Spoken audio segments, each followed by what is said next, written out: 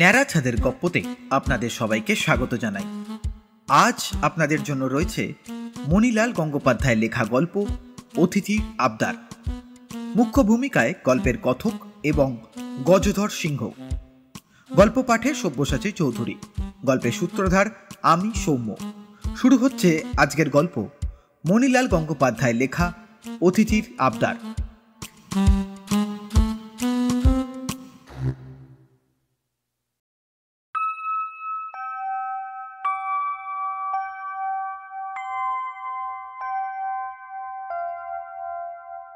আমি কিছুদিন খবরের কাগজের রিপোর্টার হয়েছিল, অর্থাৎ প্রতিদিন যত রাজ্যের খবর সংগ্রহ করে আমাকে দৈনিক সংবাদপত্রের পৃষ্ঠা পরিপূর্ণ করতে হতো।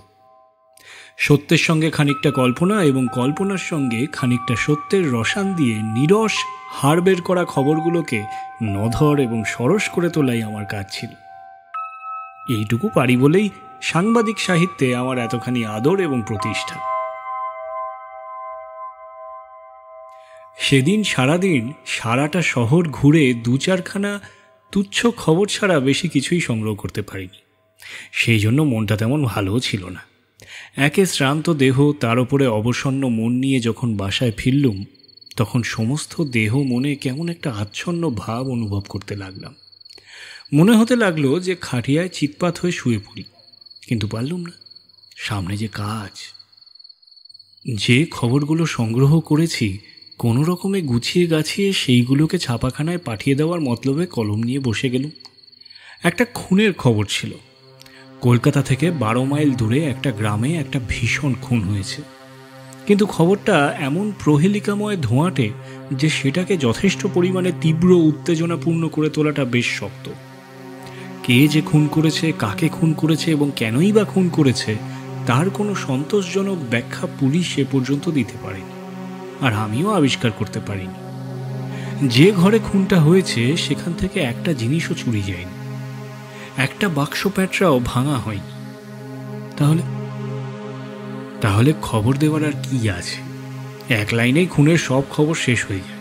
খুন তো প্রত্যহ হয় না, কাজেই এই খবরটাকে এক নিঃশ্বাসে শেষ করে আমার খবর রচনার প্রতিভাটাকে ক্ষুণ্ণ করতেও ইচ্ছা হচ্ছিল না। তাই বসে আমি ভাবতে লাগলাম। হঠাৎ মনে হলো, চুরি তো হয়েছে। যারা খুন করেছে তারা আর কিছু চুরি করেনি বটে, কিন্তু যাকে খুন করেছে তার মাথাটাই তো কেটে নিয়ে গেছে। নিশ্চয়ই এর মধ্যে কোনো একটা উদ্দেশ্য রয়েছে, কিন্তু সে উদ্দেশ্যটা কি? খামোকা একটা মানুষের মাথা কেটে নিয়ে গিয়ে চোরের যে কি লাভ হতে পারে তার সূক্ষ্ম তত্ত্বটা আমি কিছুতেই মাথায় আনতে পারছিলাম। কিন্তু তা বলে তো আর খবরটাকে ছেড়ে দেওয়া যাবে না। কোনো একটা বিশেষ সূত্র অবলম্বন করে খবরটাকে রীতিমতন লোমহর্ষক করে তুলতেই হবে। বেশ নিবিষ্ট মনে আমি লিখতে বসে গেলাম। সামনে কেরোসিনের বাতিটা টিমটিম করে জ্বলছিল, টেবিল ঘড়িটা টিকটিক শব্দে চলছিল। রাতের নিস্তব্ধতা ক্রমেই বেশ জমাট হয়ে আসছিল, আর আমি ঘরের মধ্যে একলাটি বসে খুনের একটা লোমহর্ষক কাহিনী লিপিবদ্ধ করে চলেছিলাম। মুণ্ডচ্ছেদের ব্যাপারটা ক্রমেই এমন ঘোরালো হয়ে উঠছিল যে সেই গভীর রাত্রে একলা ঘরে বসে নিজের লেখা বিবরণে নিজেই চমকে চমকে উঠছিলাম। শেষে গায়ের ভিতরটা কেমন যেন শিরশির করতে লাগলো, কেমন অস্থির বোধ করতে লাগলাম, অস্বস্তি হতে লাগলো আমার। মনে হতে লাগলো যেন মাথাটা কেমন আচ্ছন্ন হয়ে আসছে। এই ভীষণ খুনটা যেন আমি নিজের চোখে দেখেছি। সামনে যেন রক্তগঙ্গা বয়ে যাচ্ছে, একটা দুশ্মন কার ঘাটটা ধরে তার জ্যান্ত মুন্ডুটা পেঁচিয়ে পেঁচিয়ে কেটে নিচ্ছে। উফ বাবা, আমি আর থাকতে পারলাম না। তাড়াতাড়ি খুনের বর্ণনা লেখা কাগজগুলোকে চাপা দিয়ে চোখ বুজে ফেলল। হঠাৎ একটা জোর ফুঁ দিয়ে কেরোসিনের ছোট্ট টিমটিমে বাতিটা কে যেন নিভিয়ে দিলে। মানুষের গলা টিপে ধরলে যেমন ঘর ঘর করে আওয়াজ হয়, টেবিল ঘড়িটা তেমনই তর একটা বিশ্রী আওয়াজ করে একেবারে নিঃসাড় হয়ে গেল, আর বুকের টিকটিক আওয়াজটা আর শোনা গেল না তার। আর সঙ্গে সঙ্গে একটা চড়াই পাখি কড়িকাঠের ফাঁক থেকে একটা টুপ করে আমার সামনে কি যেন ফেলে দিল। মনে হলো একটা ছোট্ট মটর দানা। অন্ধকারে সেই মটর দানাটাকে দেখতে দেখতে ক্রমে সেটা একটা প্রকাণ্ড মাথার মতন হয়ে উঠল, যার ধর নেই, শুধু গলা কাটা মুন্ডু, মাথা ভরা মস্ত বাবরি চুল, বড় বড় গোল দুখানা চোখ লাল টকটক করছে, চওড়া কপালখানা মিশ কালো, আর তার উপরে রাঙা সিঁদুর দিয়ে একটা ত্রিশূল আঁকা। এই এত বড় জোড়া কালো গোঁফ, দুই দিকে পাকানো, গালপাট্টাতে দাড়ি, ঠিক যেন মনে হলো মা দুর্গা প্রতিমার হাতের অসুরের মুন্ডুটা আমার দিকে কটমটিয়ে চেয়ে আছে।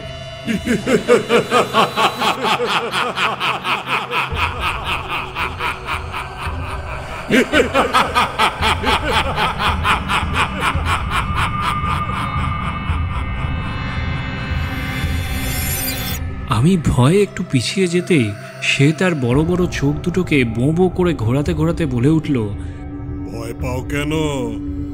আমি আর কথার জবাব দেওয়া নয়, সাঁ করে চেয়ার ছেড়ে উঠে একেবারে আমার শোবার খাটিয়াতে গিয়ে বসলুম।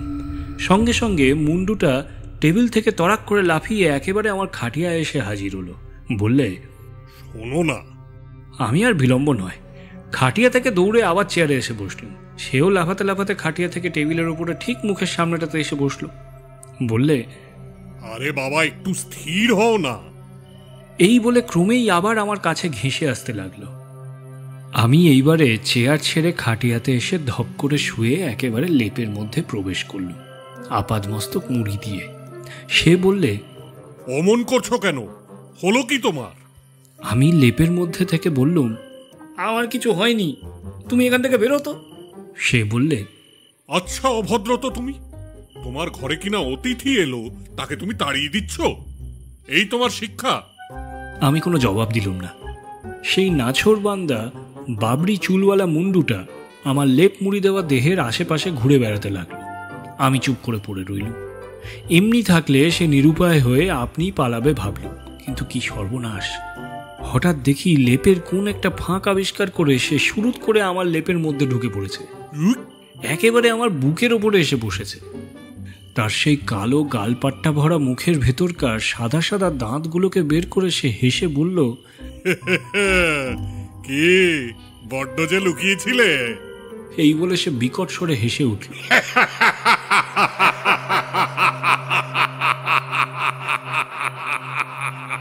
আমি সেই হাসির শব্দে আঁতকে উঠে হাতের এক ঝাপটায় মুন্ডুটাকে বুক থেকে টেনে ফেলে দিল।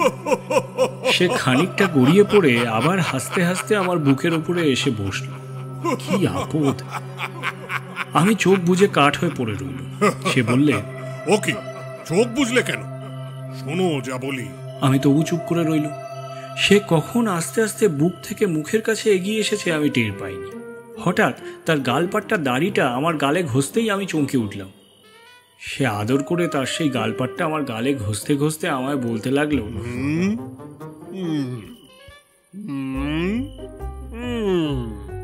রাগ করছো কেন ভাই? একবার চোখটা খোলো। আমি জবাব দেব কি? তার সেই দাড়ির ঘর্ষণে বোধ হতে লাগলো যে আমার দেহের ভেতরকার অস্থি মেদ মাংসগুলোকে একটা মুড়ো খ্যাংড়া দিয়ে কে যেন আগা পাস্তলা ঝেঁটিয়ে দিচ্ছে। সর্বশরীর রিডি করতে লাগলো আমার। আমি ঘাড় দিয়ে একটা জোর ঝাঁকানি মেরে সেই মুন্ডুটাকে মুখের পাশ থেকে সরিয়ে দিলাম। পাছে আবার সে মুখের কাছে মুখ নিয়ে আসে, সেই আতঙ্কে লেপ ছেড়ে একেবারে সোজা হয়ে বসল। সে একটু মুচকি হাসল। আমি তখন মরিয়া হয়ে উঠেছি। এই বিভৎস মুন্ডুটার সঙ্গে এতক্ষণ একলা কাটিয়ে ভয়ে এবং অস্বস্তির প্রথম ধাক্কাটা আমি অনেকখানি মোলায়েম করে এনেছিলাম। আমি তার দিকে এবারে চেয়ে বিরক্তির স্বরে বললুম, কি চাও তুমি? সে বললে, আরে বাবা, এই কথাটাই তো প্রথমে জিজ্ঞাসা করা উচিত ছিল, তাহলে আর এতক্ষণ ধস্তাধস্তি হতো না। আমি বললুম, আমি কি সাধে ধস্তাধস্তি করেছি? হ্যাঁ, তোমার যে বিকট রূপ। সে বললে, তোমারই বা কি এমন মনমোহন রূপ শুনি? ওই তো চিমসে চেহারা। আমি বললুম, থাক, এখন আর ওই রূপের সমালোচনায় কাজ নেই, তুমি কি চাও বলো তো? সে বললে, আমি কি চাই তা আবার বলে দিতে হবে? আবার কিসের অভাব তা বুঝি তুমি দেখতে পাচ্ছ না? তোমার চোখ নেই? আমি বললুম, দেখো, তোমার কি অভাব আছে না আছে তা তো আমার দেখবার ইচ্ছেও নেই, আমার জানবার দরকারও নেই, বুঝেছো? সে কাঁদো কাঁদো হয়ে বললে, দেখছো না আমার ধর নেই? মানুষের একটা চোখ বা একটা পা না থাকলে তার প্রতি তোমাদের কত দয়া হয়। আমার সারা ধরটাই নেই দেখেও তোমার একটুও দয়া হচ্ছে না। এই বলতে বলতে তার চোখ দিয়ে টসটস করে সত্যিই জল পড়তে লাগলো। সত্যি বলছি, সেই কান্না দেখে আমার কেমন মায়া হতে লাগলো। তার যে অমন ভয়ঙ্কর মূর্তি, যা দেখলেই প্রাণ আঁতকে ওঠে, তা দেখে তো আর তেমন ভয় করলো না আমার। বরং ইচ্ছে হতে লাগলো যে তার মাথায় একটু হাত বুলিয়ে তাকে সান্ত্বনা দিই।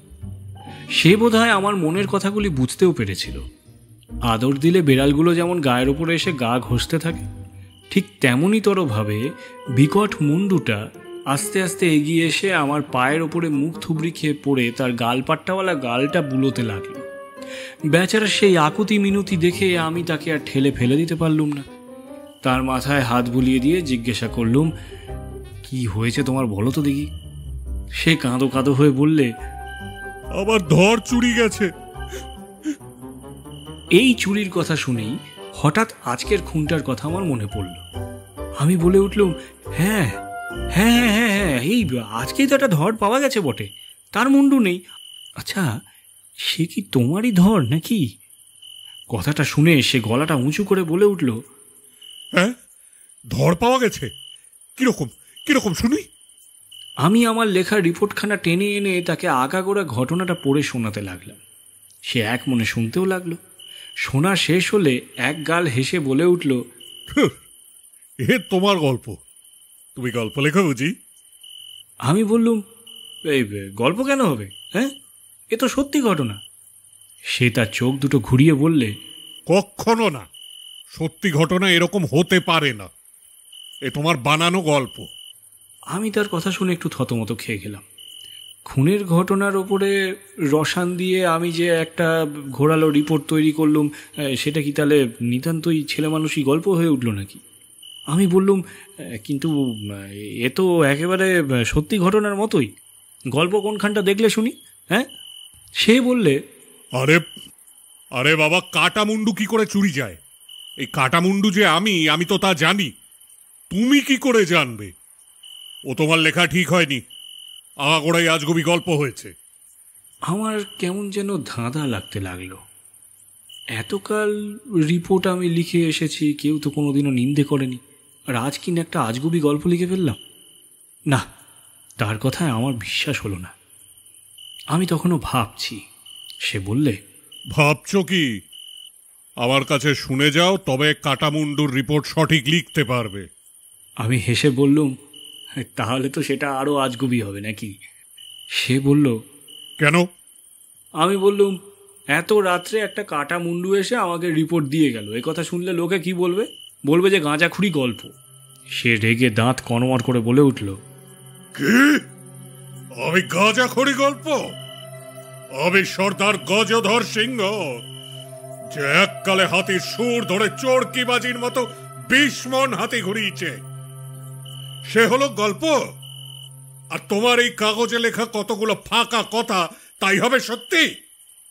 তার এই ভীষণ রাগ দেখে আমার কেমন জানি ভয় করতে লাগলো। আমি বললুম, আহা, রাগ করো কেন ভাই? এই দুপুর রাত্রে কেউ কোথাও নেই, একটা কাটামুন্ডু কোথা থেকে এসে আমার সঙ্গে বাগবিতণ্ডা করছে, এ কথা বললে কেউ বিশ্বাস করবে বলো তো? হ্যাঁ, বলবে যে ও তোমার বানানো গল্প। সে ভুরু দুটো কুঁচকে বললে, কেন বিশ্বাস করবে না কেন? আমি বললুম, আচ্ছা, কাটামুন্ডু কখনো কথা কইতে পারে, হ্যাঁ, নাকি সে জ্যান্ত মানুষের মতন ঘুরে বেড়াতে পারে? সে বললে, পারে কি পারে না সে তো সচক্ষে দেখছো, বলো পারে কি পারে না বলো। এই বলে সে আমাকে এক ধমক দিয়ে উঠল। আমি বললুম, হ্যাঁ, মানে সচক্ষে দেখছি বটে যে তুমি এসেছো, কিন্তু। সে বললে, কিন্তু কি? কিন্তু আবার কি? এই তো দেখছো, সচক্ষে দেখছো, সর্দার গজধর সিংহের কাটা মুন্ডু তোমার সামনে স্পষ্ট কথা কইছে। আমি বললুম, হ্যাঁ, দেখছি বটে, কিন্তু ঠিক বুঝতে পারছি না। সে বললে, রোসো রোসো, বুঝিয়ে দিচ্ছি। এই বলেই সে তার সাদা ঝকঝকে দাঁতগুলো বের করে একবার দেখালে। মনে হলো বুঝিবা আমাকে এক্ষুনি কামড়ে ধরবে। আমি আঁতকে উঠে একটু পিছিয়ে গেলুম।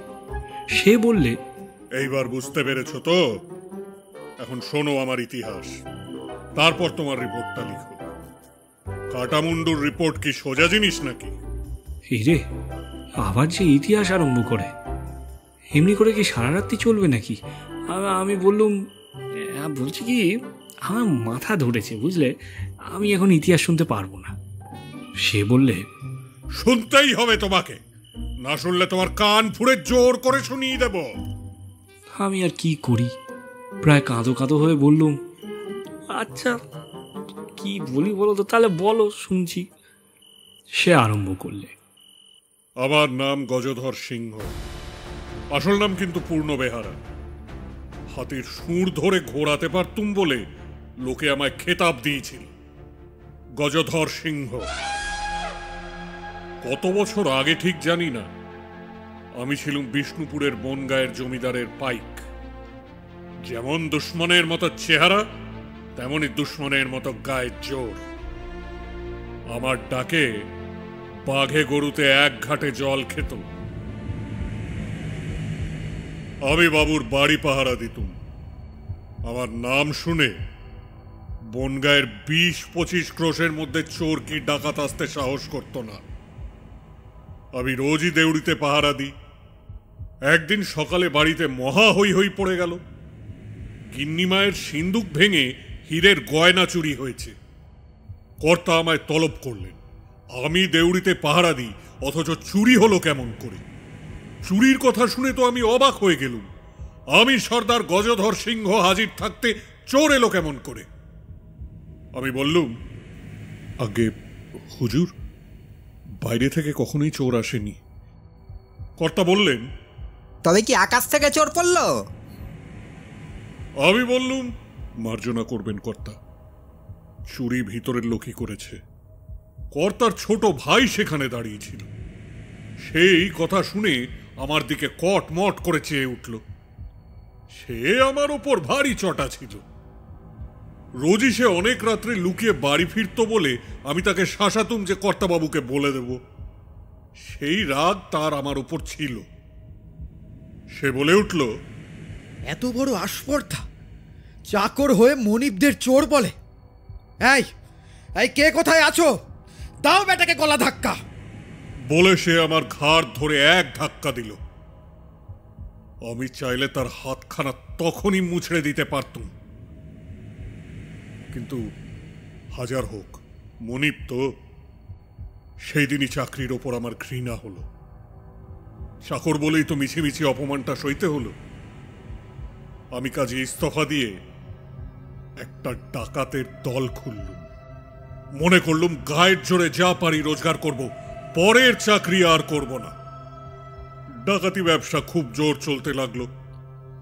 দলের লোকেরা আমার পুরনো মনিব মস্ত ধনী বলে তার বাড়ি লুট করার জন্যই প্রায়ই আমাকে জেদাজেদি করত, কিন্তু আমি রাজি হতুম না। একদিন তাদের নুন খেয়েছি তো। কিছুদিন পরের কথা, একদিন রাত্রে বনগাঁয়ের বনের মধ্যে আমাদের আড্ডায় অন্ধকারে বসে আছি। এমন সময় দেখি আমাদের দলের এক পাহারা একজন লোককে বেঁধে আমার কাছে নিয়ে আসছে। সর্দার, সর্দার! আমি অন্ধকারে লোকটার চেহারা ভালো করে দেখতে পাচ্ছিলুম না। আমি জিজ্ঞেস করলুম, ও কে রে? পাহারাওয়ালা উত্তর দিল, সর্দার, এই লোকটা আমাদের আড্ডার কাছে ঘুপটি মেরে বসেছিল। ও নিশ্চয়ই পুলিশের চর হবে, তাই বেঁধে নিয়ে এসেছি। আমি বললুম, আলো নিয়ে আয়, দেখি লোকটাকে। আলো আনতে লোকটাকে দেখে আমি অবাক হয়ে গেলুম। আমি বলে উঠলুম, ছোটবাবু? প্রণাম হই ছোটবাবু। ছোটবাবু আমার পায়ের উপর আছড়ে পড়ে বললে, গজধর, গজধর, গজধর, রক্ষে করো আমার। এই ছোটবাবুই একদিন আমায় গলা ধাক্কা দিয়েছিল। আমি তাকে তাড়াতাড়ি পায়ের কাছ থেকে বুকে তুলে নিয়ে বললুম, কি হয়েছে ছোটবাবু? ছোটবাবু বললে, আমায় পুলিশে তাড়া করেছে। আমি বললাম, কেন? সে বললে, সেই হীরের গয়না চুরি নিয়ে। তোকে মিথ্যে কথা বলবো না, চুরি আমিই করেছিলাম, পরে ধরা পড়ি, পুলিশের হাজত থেকে পালিয়ে এখন লুকিয়ে লুকিয়ে বেড়াচ্ছি। তুই আমায় আশ্রয় দে। আমি বললুম, সে কি ছোটবাবু, এ তো আপনারই আশ্রয়, আমরা আপনার চাকর মাত্র। তবে শুনে রাখুন, যদি আমরা ধরা পড়ি তবে একসঙ্গে মরতে হবে। কেউ যদি আমাদের কাউকে ধরিয়ে দিতে চায়, তার জীবন আমাদের হাতে। সেটা কিন্তু আপনি হলেও নিস্তার নেই। ছোটবাবু আমাদের সঙ্গেই রয়ে গেলেন। আমরা যেমন লুকিয়ে ফিরি, তার চেয়ে বেশি করে লুকিয়ে তাকে ঘুরতে ফিরতে হতো, কারণ তিনি দাগী, তার নামে পুলিশের ওয়ারেন্ট আছে। আমরা তাকে জকের ধনের মতো আগলে আগলে রাখতুম, এমন কারো সাধ্য ছিল না তার গায়ে হাত দেয়। একদিন ছোটবাবুকে আর খুঁজে পাওয়া গেল না। তখন বিষ্ণুপুরে গোটা কত খুব বড় বড় ডাকাতি হওয়াতে পুলিশ চারিদিকে একেবারে হইচই লাগিয়ে দিয়েছিল। আশেপাশে চারিদিকে তাদের গোয়েন্দা ঘুরছিল। ভয় হলো ছোটবাবু পুলিশের হাতে পড়লেন নাকি। খবর পেলুম আমাদের আড্ডার খুব কাছাকাছি পুলিশ ছাউনি ফেলেছে। দলের সবাই সে জায়গা ছেড়ে পালাবার জন্য ব্যস্ত হয়ে উঠল, কিন্তু আমি ছোটবাবুকে ছেড়ে পালাতে পারলুম না। তাকে খোঁজবার জন্য আমাকে দলবল নিয়ে সেইখানেই থেকে যেতে হলো। পরের দিন রাত্রে পুলিশ আমাদের আড্ডা ঘেরাও করলে আমরা ধরা পড়ল, হাতে হাত কড়ি পড়ল। পুলিশের সঙ্গে ছোটবাবু ছিলেন, কিন্তু তার হাত খোলা। তিনি আমাকে শনাক্ত করলেন। এই গজধর সিংহ আমাদের বাড়ির পুরনো পাইক, আর এখন ডাকাতদের সর্দার। আমাদের সকলের জেল হলো 12 বছর করে, কিন্তু ছোটবাবুর সকল অপরাধ মার্জনা হলো।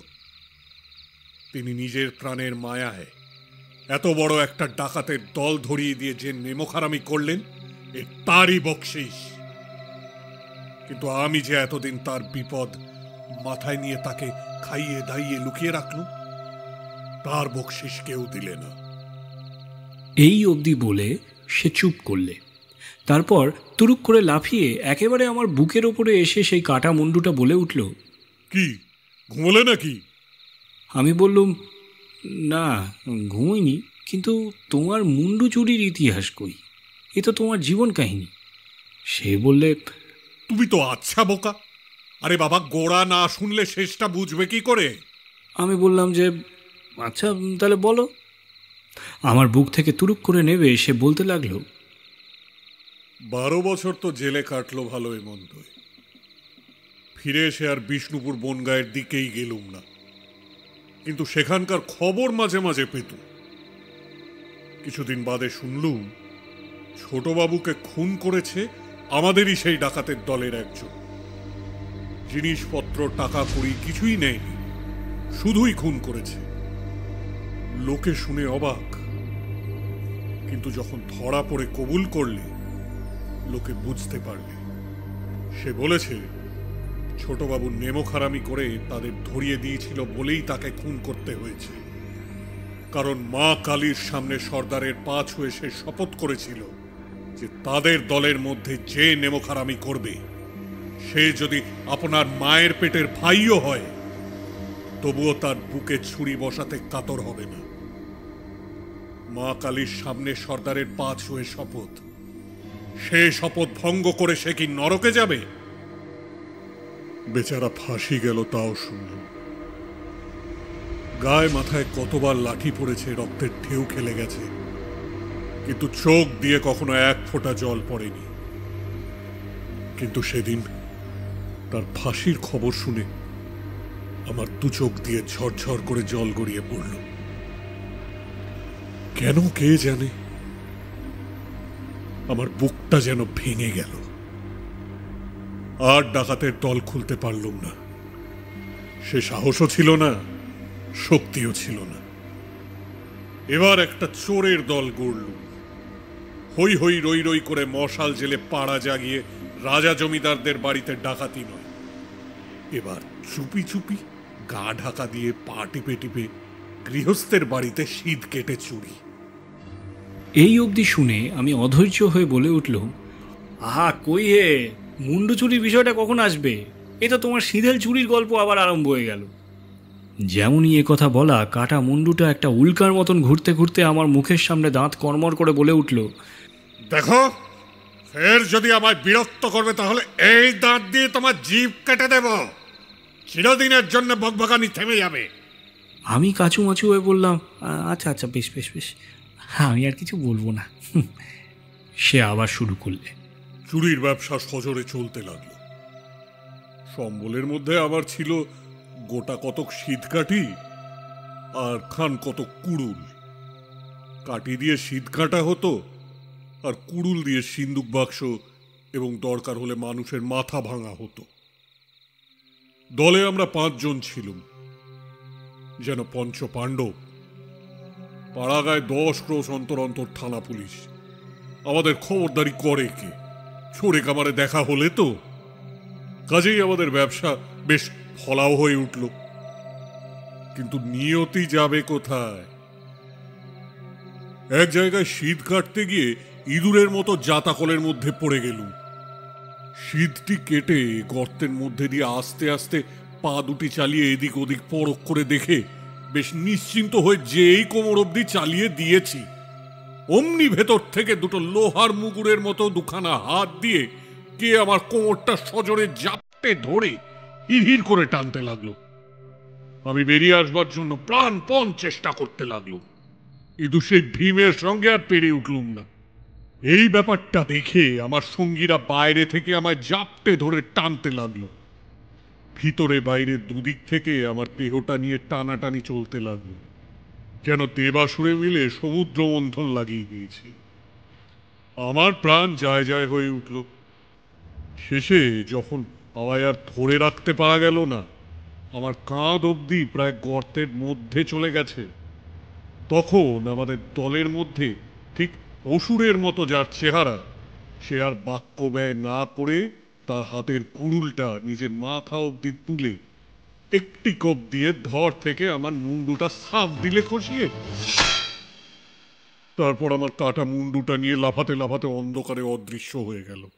আমি বলে উঠলুম, কেন কেন, হ্যাঁ, কাটা মুন্ডু নিয়ে পালিয়ে গেল কেন?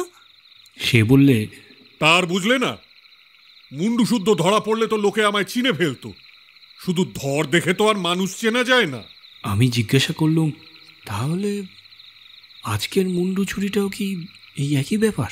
সে বললে, রোশো, আগে বলো দেখি শীত কাটা হয়েছে কিনা। আমি বললুম, কই, শীত কাটা তো আমি দেখিনি। সে ভুরু দুটো কুঁচকে বললে, তবেই তো মুশকিলে ফেললে। শীত কাটা নেই, চোরকে নিয়ে টানাটানি নেই, খামোখা মুন্ডুটা কেটে নিয়ে গেল। বেটারা এমন বেদস্তুর কাজ করলে, পাজি বেটারা, ছুঁচো বেটারা, গর্ধব বেটারা, এমন বেদস্তুর কাজ করলে। এই বলে সে রাগে গম গম করতে লাগলো। আমি একটু ভেবে বললুম, দেখো, ও ঠিকই হয়েছে। তোমার ইতিহাস শুনে আমি একটা হদিশ পেয়েছি, বুঝলে। টাকা কড়ি চুরি যায়নি, অথচ একটা খুন হয়েছে এবং তার মুন্ডুটা পাওয়া যাচ্ছে না। এর হদিশ তোমার ছোটবাবুর খুন আর তোমার মুন্ডু কাটার গল্প থেকে আমি বেশ ধরে নিয়েছি। এবার আমি গুছিয়ে লিখে দিতে পারবো। সে একগাল হেসে বললে, তাহলে আবার বকশিস? আমিও হেসে বললুম, কি বকশিস চাও বলো? সে বললে, আমায় একটা ধর দাও, আমি কি শুধু মুন্ডুটা নিয়ে ঘুরে বেড়াবো নাকি? আমি বললুম, ওমা, ধর আবার পাবো কোথায়? সে ভয়ঙ্কর চেঁচিয়ে বললে, কি রাস্কেল, এতক্ষণ পরে বললে ধর কোথায় পাবো? সাতকাণ্ড রামায়ণ পড়ে কি সীতাকার ভার্যা? আমি কি তোমার ঘরে যাত্রা শুনতে এসেছি নাকি? ধর আমার চাই। এই বলে সে দমদম করে আমার টেবিলের ওপরে তার কপালটা ঠুকতে লাগলো। ধর আমার চাই চাই চাই চাই চাই। আমি বলে উঠলুম, আরে করো কি, থামো। সে বললে, বলো একটা ধর এনে দেবে, নইলে এই আমি মাথা ঠুকতে লাগলুম।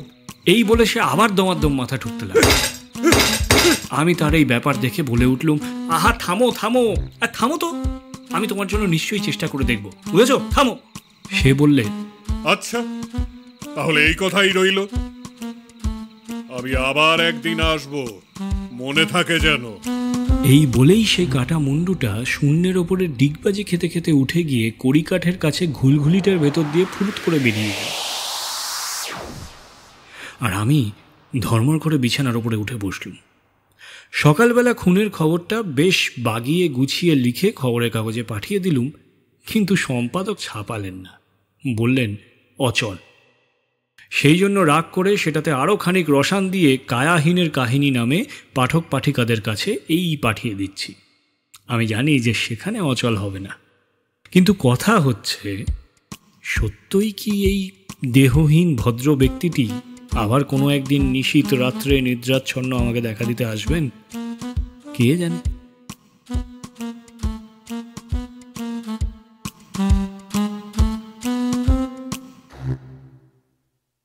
এতক্ষণ আপনারা শুনছিলেন মণিলাল গঙ্গোপাধ্যায়ের লেখা গল্প অতিথির আবদার। গল্প পাঠে সব্যসাচী চৌধুরী, গজধর সিংহ সমী শুভ্র গাঙ্গুলি, পাহারাওয়ালা সন্দীপ দেবনাথ, কর্তা শোভন সুন্দর দাস এবং কর্তার ভাই ও গল্পের সূত্রধার আমি সৌম্য। ধ্বনি পরিকল্পনা ও সমগ্র মিশ্রণে তনুশ্রী সাহা ও সৌম্য মুখার্জি। আগামী সপ্তাহে ঠিক এই সময় একটি সম্পূর্ণ ভিন্ন স্বাদের গল্প নিয়ে হাজির থাকবে টিম ন্যাড়া ছাদের গপ্প।